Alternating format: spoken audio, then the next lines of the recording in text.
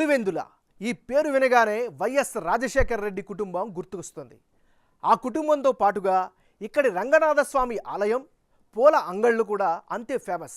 ఈ పూల షాపుల్లో ఎలాగైతే 3 తరాల కుటుంబాలు వ్యాపారం చేస్తున్నారో, ఇక్కడ రాజకీయాల్లో కూడా వైఎస్ఆర్ మరణానికి ముందు వరకు కాంగ్రెస్, ఆ తర్వాత వైసీపీ జెండా తప్ప మరో జెండా ఎగరలేదు. 1955 నుంచి 2010 వరకు ఇక్కడ కాంగ్రెస్ ఏకంగా 13 సార్లు విజయం సాధించింది. ఒక్క ఎన్నికల్లో కూడా ఓడిపోలేదు అంటే ఇక్కడి నేతలు ఎంత పవర్ఫుల్లో అర్థం చేసుకోవచ్చు. మహామహులకు ఈ పులివెందుల పుట్టినిల్లు. వైఎస్ఆర్ ఈ నియోజకవర్గం నుంచి ఏకంగా 8 సార్లు ఎమ్మెల్యేగా గెలిచారు. 1978 నుంచి ఈ రోజు వరకు ఈ నియోజకవర్గానికి మకుటం లేని మహారాజుగా కొనసాగుతోంది వైఎస్ఆర్ ఫ్యామిలీ. కానీ ఇప్పుడు ఆ ఫ్యామిలీలో చీలిక వచ్చింది. వైఎస్ షర్మిల అనూహ్యంగా ఆంధ్రప్రదేశ్ కాంగ్రెస్ పగ్గాలు చేపట్టారు. అన్నతో పోరుకి సై అంటున్నారు. ఆమెకు తోడుగా నేను సైతం అంటున్నారు మరో చెల్లెలు సునీతమ్మ. మరి ఆమె పులివెందుల నుంచి చెల్లెళ్లలో ఎవరు బరులోకి దిగుతారు? దిగితే పరిస్థితులు ఎలా ఉంటాయి? సీఎం జగన్ జోరుకు బ్రేకులు వేస్తారా? టీడీపీ గెలుపు అవకాశాలు ఎంత అన్న అంశాలపై Big TV exclusive election survey చేసింది. ఆ వివరాలను చూసే ముందు 2019 ఎన్నికల ఫలితాలను పరిశీలిద్దాం. 2019 ఎన్నికల్లో పులివెందులలో వార్ వన్ సైడే అన్నట్లుగా ఎన్నికలు జరిగాయి. ఏకంగా 73% ఓట్లు సాధించి సంచలన విజయం సాధించారు ప్రస్తుత ఆంధ్రప్రదేశ్ ముఖ్యమంత్రి వైఎస్ జగన్మోహన్ రెడ్డి. ఆయనకు తెలుగుదేశం పార్టీ నుంచి బరిలోకి దిగిన వెంకట సతీష్ కుమార్ రెడ్డి కంటే 50% ఎక్కువగా ఓట్లు పోలయ్యాయి. సతీష్ కుమార్ రెడ్డికి కేవలం 23% ఓట్లు మాత్రమే పోలయ్యాయి. ఇక ఇతరులకు 4% ఓట్లు దక్కాయి. ఇది గత ఎన్నికల్లో ఉన్న పరిస్థితి. మరి ఈసారి ఎన్నికల్లో ఎలాంటి రాజకీయ పరిస్థితులు కనిపిస్తున్నాయి?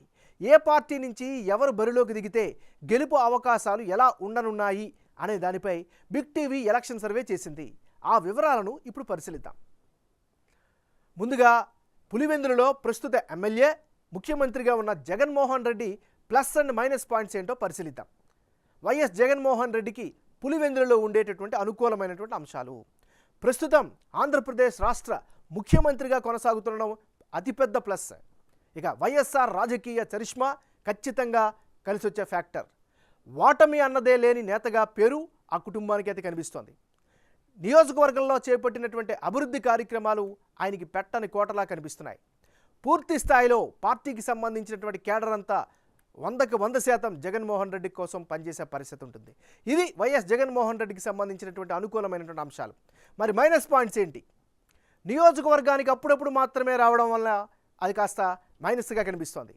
ఇక నియోజకవర్గ బాధ్యతలను వైఎస్ అవినాష్ రెడ్డికి అప్పగించడం కూడా మరో చిన్న మైనస్గా చెప్పుకోవచ్చు. తెలుగుదేశం పార్టీ మద్దతుదారులకు జగనన్న విద్యా దీవెన అందలేదు అనేటటువంటి ఆరోపణలు స్థానికంగా వినిపిస్తున్నాయి. మరోవైపు వైఎస్ వివేకానందరెడ్డి హత్య అనంతర పరిణామాలు కూడా ఎంతో కొంత ప్రభావం చూపించే అవకాశం ఉంది. ఇక రీసెంట్గా చెల్లెలు వైఎస్ షర్మిల కాంగ్రెస్లో చేరడం కూడా ఆయన యొక్క ఓట్ షేర్పై ప్రభావం చూపించే అవకాశాలు కనిపిస్తున్నాయి. ఇది పులివెందులలో వైఎస్ జగన్మోహన్ రెడ్డికి ఉండేటటువంటి ప్లస్లు మైనస్లు. కాంగ్రెస్ పార్టీకి చెందినటువంటి నాయకురాలు వైఎస్ షర్మిలారెడ్డి. మరి షర్మిలారెడ్డికి ఉండే అనుకూల అంశాలు ఏమిటి? వైఎస్ఆర్ రాజకీయ వారసురాలంటూ బలంగా ముందుకొస్తున్నారు. వైఎస్ఆర్ చరిష్మా ఈమెకి కలిసి వచ్చే అవకాశం ఉంది. పాత కాంగ్రెస్ నేతలందరూ కూడా పూర్తి స్థాయిలో మద్దతు ఇచ్చే అవకాశం కనిపిస్తోంది. మరోవైపు సొంత గడ్డపై నుంచి పోటీ చేయడం అదో అదనపు ఆకర్షణగా వైఎస్ రెడ్డికి చెప్పుకోవచ్చు. ఇది షర్మిలారెడ్డికి ఉండేటువంటి ప్లస్లు. మరి వైఎస్ షర్మిలారెడ్డికి ఉండే మైనస్ పాయింట్స్ ఏంటి? జగన్ను ఓడించేందుకు ప్రజలు సిద్ధంగా లేకపోవడమే ప్రధానమైనటువంటి మైనస్. నియోజకవర్గానికి చాలా కాలం నుంచి దూరంగా ఉంటూ వస్తున్నారు. ఇదొక ప్రధానమైనటువంటి మరో మైనస్గా చెప్పుకోవచ్చు. ఇది వైఎస్ షర్మిలారెడ్డికి ఉండేటటువంటి ప్లస్లు మైనస్లు. వైఎస్ సునీతారెడ్డికి అనుకూలమైనటువంటి అంశాలు ఏమిటి? వైఎస్ వివేక హత్య అనంతర పరిణామాలు ఖచ్చితంగా ఈమెకి ఎంతో కొంత ప్లస్ అయ్యే అవకాశం ఉంది. తన న్యాయ పోరాటంపై ప్రజల్లో అయితే స్థానికంగా సింపతి కనిపిస్తోంది. వైఎస్ వివేకానందరెడ్డి అనుచరులు మద్దతు 100% వైఎస్ సునీతారెడ్డికి కనిపిస్తోంది. ఇది సునీతారెడ్డికి ఉండే అనుకూలం. మరి మైనస్ పాయింట్స్ ఏంటి? రాజకీయాలకు కొత్త కావడమే ప్రధానమైన మైనస్ అయితే జగన్ లాంటి బలమైనటువంటి నాయకుడిని ఎదుర్కోవాల్సినటువంటి పరిస్థితే అతిపెద్ద మైనస్. ఇది ఈమెకి సంబంధించిన ప్లస్లు మైనస్లు. తెలుగుదేశం పార్టీకి చెందినటువంటి నాయకుడు మారెడ్డి రవీంద్రనాథ్ రెడ్డి. మరి మారెడ్డి రవీంద్రనాథ్ రెడ్డికి అనుకూలమైన అంశాలేంటి? చాలా రోజుగా నియోజకవర్గంలో అనేక కార్యక్రమాలు చేస్తున్నారు, ప్రజల మధ్యనే ఉంటున్నారు. మరోవైపు ప్రజల్లో అయితే బలమైన నాయకుడిగా తెలుగుదేశం పార్టీ తరపు నుంచి అయితే మాత్రం గుర్తింపును సంపాదించుకున్నారు. ఇటీవల అరెస్ట్ అవడంతో ప్రజల్లో సింపతి అయితే మాత్రం ఖచ్చితంగా గెయిన్ అయింది. మరోవైపు గత ఎన్నికల్లో ఘోర ఓటమి పాలయ్యారనేటువంటి సింపతి కూడా ఉంది. తెలుగుదేశం పార్టీకి సంబంధించిన కేడర్ మొత్తం కూడా ఈయన కోసం పనిచేసే పరిస్థితి కనిపిస్తోంది. ఇది మారెడ్డి రవీంద్రనాథ్ రెడ్డికి సంబంధించిన అనుకూల అంశాలు. మరి మైనస్ పాయింట్స్ ఏంటి? జగన్ లాంటి బలమైన నేతను ఎదుర్కోవాల్సి రావడమే ఏకైక అతిపెద్ద మైనస్ పాయింట్. ఇది ఈయనకి సంబంధించిన ప్లస్లు మైనస్లు. రానున్న ఎన్నికల్లో పులివెందుల బరి నుంచి ఎవరెవరు బరిలో ఉంటే ఫలితాలు ఏ విధంగా వచ్చే అవకాశం ఉందో పరిశీలిద్దాం. YS Jaganmohan Reddy versus Mareddy Ravindranath Reddy versus YS Sharmila. అంటే ఇప్పటికిప్పుడు ఎన్నికలు జరిగి వైఎస్ జగన్, బీటెక్ రవి, షర్మిల బరిలోకి కనుక దిగితే వైసీపీకి ఏకంగా 63% ఓట్లు వచ్చే అవకాశం ఉందని బిగ్ టీవీ సర్వేలో తెలుస్తోంది.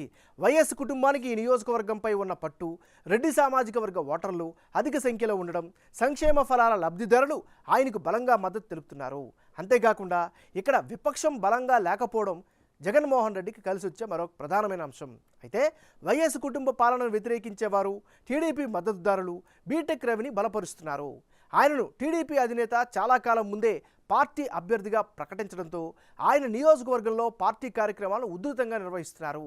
దీనికి తోడు ఎమ్మెల్సీ భూమిరెడ్డి రామ్గోపాల్ రెడ్డి వర్గం కూడా బీటెక్ రవికి మద్దతిస్తున్నారు.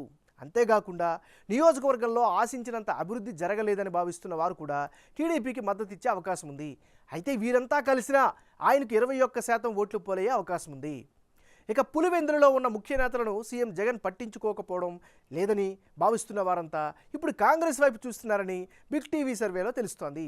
వీరంతా ఇప్పటి వరకు టీడీపీలో చేరేందుకు సుముఖంగా లేకపోవడంతో ఇప్పుడు వారికి కాంగ్రెస్ పార్టీ రీఎంట్రీ ఒక కొత్త ఆశని చిగురించిందనే చెప్పాలి. కాంగ్రెస్ నుంచి షర్మిల పోటీ చేస్తే ఆమెకు 13% ఓట్లు పడే అవకాశాలున్నాయి. ఇక మరో సినేరియాలో YS Jagan, BTech Ravi, YS Sunitha వీళ్ళు ముగ్గురు కనుక బరిలోకి దిగితే పరిస్థితులు ఎలా ఉంటాయో ఇప్పుడు ఒకసారి పరిశీలిద్దాం. అంటే YS Jaganmohan Reddy versus Mareddy Ravindranath Reddy versus YS Sunitha Reddy. వీళ్ళు ముగ్గురు కనుక బరిలోకి దిగితే షర్మిల ప్లేస్లో సునీత బరిలోకి దిగిన వైఎస్ జగన్ విజయాన్ని ఎవరూ ఆపలేరని బిగ్ టీవీ సర్వే రిపోర్ట్ చెబుతోంది. ఈ ఈక్వేషన్లో వైసీపీకి 64%, టీడీపీకి 23%, కాంగ్రెస్కు 11%, ఇతరులకు 2% ఓట్లు పోలయ్యే అవకాశం ఉంది. దారుణ హత్యకు గురైన వైఎస్ వివేకానందరెడ్డి కూతురు అవడంతో ఆమెకి కాస్త సింపతి ఓట్లు వచ్చే అవకాశం ఉంది. ఇక మరో సినారియాలో అసలు కాంగ్రెస్ నుంచి ఎవరూ పోటీ చేయకుండా కేవలం వైసీపీ, టీడీపీ బరిలోకి దిగితే పరిస్థితులు ఎలా ఉంటాయో చూద్దాం. YS Jaganmohan Reddy versus Mareddy Ravindranath Reddy. వీళ్ళిద్దరి మధ్య గనక పోరు జరిగితే పులివెందులలో కేవలం వైసీపీ, టీడీపీ గనక బరిలోకి దిగితే జగన్కి ఏకంగా 69% ఓట్లు పోలయ్యే అవకాశం ఉందని బిగ్ టీవీ సర్వేలో తేలింది. తెలుగుదేశం పార్టీ అభ్యర్థి బీటెక్ రవికి 27% మాత్రమే ఓట్లు, ఇతరులకు 4% ఓట్లు పోలయ్యే అవకాశం ఉంది. ఏ సినేరియాలో చూసుకున్నా పులివెందుల గడ్డపై మరోసారి వైసీపీ జెండా రెపరెపలాడడం ఖాయంగా కనిపిస్తోంది. ఇక మరో సినేరియాలో అసలు కాంగ్రెస్ నుంచి ఎవరూ పోటీ చేయకుండా కేవలం వైసీపీ, టీడీపీ బరిలోకి దిగితే పరిస్థితులు ఎలా ఉంటాయో చూద్దాం. YS Jaganmohan Reddy versus Mareddy Ravindranath Reddy. వీళ్ళిద్దరూ అంటే పులివెందులలో కేవలం వైసీపీ, టీడీపీ బరిలోకి దిగితే జగన్కి ఏకంగా 69% ఓట్లు పోలయ్యే అవకాశం ఉందని బిగ్ టీవీ సర్వేలో తేలింది. ఇక టీడీపీ అభ్యర్థి బీటెక్ రవికి 27% మాత్రమే ఓట్లు, ఇతరులకు 4% పోలయ్యే అవకాశం ఉంది. అంటే ఏ సినారియాలో చూసుకున్నా పులివెందుల గడ్డపై మరోసారి వైసీపీ జెండా రెపరెపలాడడం ఖాయంగా కనిపిస్తోంది.